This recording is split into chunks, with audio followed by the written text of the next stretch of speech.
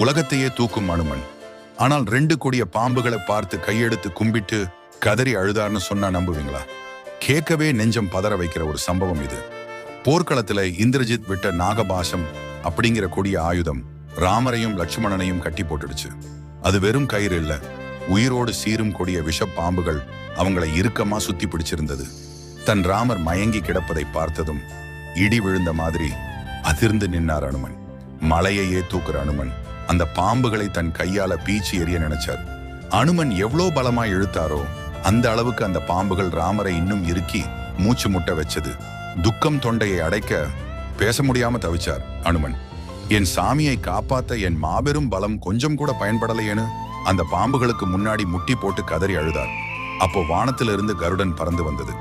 கருடனை பார்த்த அடுத்த நொடியே அந்த கொடிய பாம்புகள் ராமரை விட்டுட்டு பயந்து ஓடிடுச்சு. தன் பலத்தை விட இயற்கை படைச்ச ஒவ்வொரு